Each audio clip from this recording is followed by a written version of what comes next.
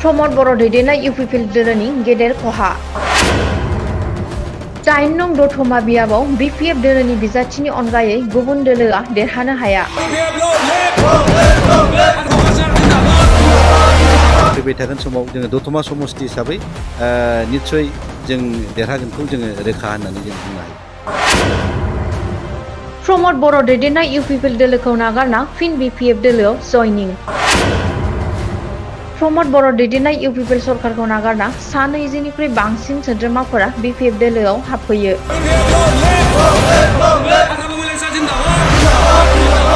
बिजेपिआव थांदोंमोन माखासे कानेक्टिभिटिया एसे जोंना कमिउनिकेशन गेप जानानै दंमोन। बिपिएफआव आं दा फैफिनबाय आरोखि दा गावनि न'आवनो आं फैफिननाय जाबाय आरोखि। आंनि मुङा जतिस नार्जारि। बिटिआरआव प्रमद बर' दैदेननाय इउपिपिएल सरकार थासेयावबो सरकार गैयै हाग्रामा महिलारि दैदेननाय बिपिएफ दोलोखौ मदद होफैदों आरो होफैदों।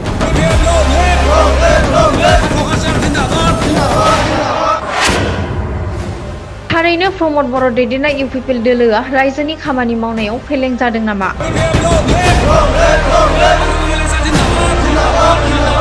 इउपिपिएल सरकारा नायोब्ला बिसोर खुगाल' जेबो बुंनो हाया, जेबो खालामनो हाया, जेबो मावनोबो हाया। दिनैहाय गेस्ट हाउस बानायदों जोंनि हाग्रामा सारा, इउनिभार्सिटि बानायदों, फिसा फिसाल' हाग्रा।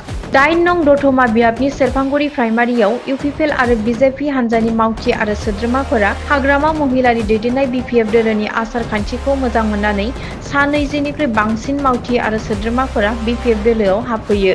बे जयनिं हाबाफारियावनो एमसिएलए प्रकाश बसुमतारी आरो बिपिएफनि दैदेनगिरिफोरा बाहागो लायो।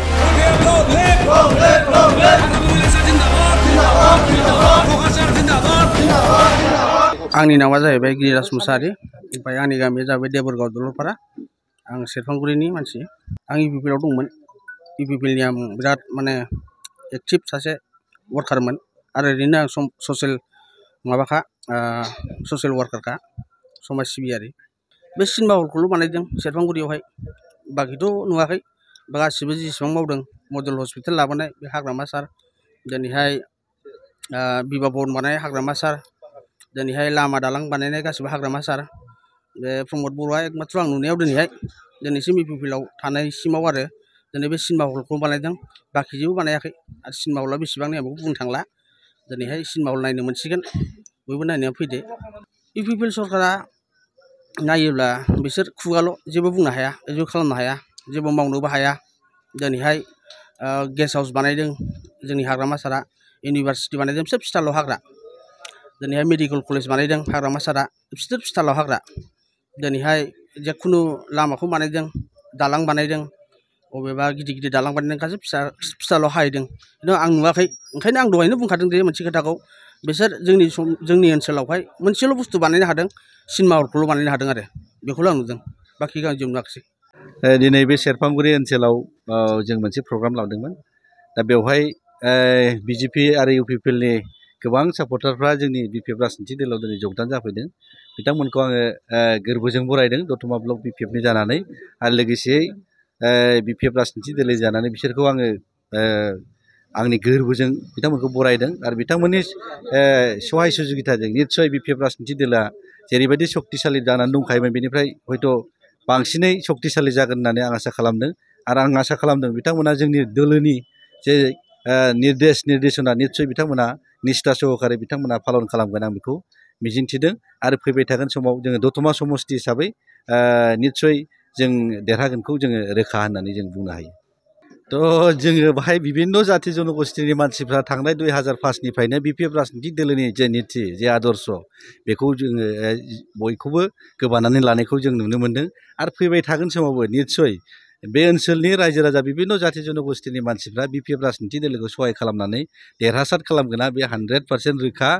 आरो बेवहाय गुबुन राजनिथि दोलोआ जेरै बिजेपि इउपिपिएलआ जोंनि बिपिएफ राजनिथि दोलोजों कम्पेयार खालामनो हाथावथाव बेवहाय जों केन्डिडेटबो नुवाखै, बेवहाय देरहासार जानायनि जेबो मिजिं लाथावथावखौबो जों नुवाखै। ओरैबायदि जोंनि बिपिएफ राजनिथि दोलोनि कर्मकर्ताफ्रा ओरैबायदि गोरा जे बिपिएफ राजनिथि दोलोजों जेखि मुखामुखि जाया मानो जों बेखौ बारग'नानै थांगोन। निस्सय बेहाय बिपिएफ राजनिथि दोलोनि केन्डिडेटआ बेवहाय देरहागोन। बे दोलोनिफ्राय, बे समष्टिनिफ्राय आंनो गेलेगोन बेवहाय रायजो राजाया आंखौ भट होनानै देरहागोन बेखौ आं 100% आसा खालामनानै लानो हायो। बेवहाय जोङो पजिसन जोंनि मोजां मोजां जायगाखौ नेतृत्व होग्रा बिथांमोनानो जोंजों दिनैहाय बे दोलोआव जगदान जाफैदों। बिथांमोनखौ आङो भबिष्यतआव बिथांमोननि फिउचाराबो जाहाथे उज्जवल जायो आं बेखौ कामना खालामदों। जोंनि बिपिएफ राजनिति दोलोआव थानानै निस्सय बिथांमोना मोजां मोनसे जौसां मोननानै बा समाजखौ सिबिनो बे ओनसोलखौ सिबिनो जौगाखांनायनि खामानि मावलांनो बिथांमोनखौ आङो एरेन्ज खालामगोन आरो बिथांमोननि आसाखौ जों पुरन खालामनो हागोन। बिपिएफ राजनिति दोलो हिसाबै जों बेखौ रोखा आस्था बिसास जों रायजो राजानो होनो हायो आरो बिथांमोनखौ जोङो आसा सोबाय बिथांमोना जोंनि बिपिएफ राजनिति दोलोआव थानानै निस्सय साफा साफा दैदेनगिरि आरो साफा साफा मोनसे न'खरनि मोजां गारजेन जाहाथे बिथांमोना महर मोनो बेखौ जोङो निस्सय नाजालांगोन। जोंनि बिपिएफ राजनिति दोलोनि खुंथायनि जेब्ला गोहोआ फैयो अब्ला निस्सय बे ओनसोलखौ जोङो बिभिन्न दिग दिगै जोङो संस्कार खालामगोन। सामाजिक अर्थनिति राजनिति जों बयखौबो सचेतन खालामनानै बे ओनसोलखौ जों जौगालांहोनायनि ज'यै खामानि मावगोन। ইউপিপিএল তুমি কি নিজে মন হয়ে আইছে না কাইবা বিপিএফ দলের থেকে তোমাকে রিকোয়েস্ট করছে যে জয়েনিং করার জন্য? না না নিজে মন দিয়েছে। নিজে মন বাড়ি কোথায় তোমার? বাড়ি এখানে নেপালপাড়া। নাম কি? বাবু সাহেব। না কাম তো কই ওই তো খালি একটা সিনেমা হলে বানাইছে আর কি কাম একটু নাই না আর কই কিছু তো দেখা নেই। শেরপাঙ্গুড়ি প্রাইমারি কিবার মধ্যে কিছু নাই? কিছু নাই কোনো। জয়েনিং করেছে মানে অল্প নিজের সুবিধার কারণে কোনো নিজের সুবিধা হবো আগে থেকে তো কোনো নাই।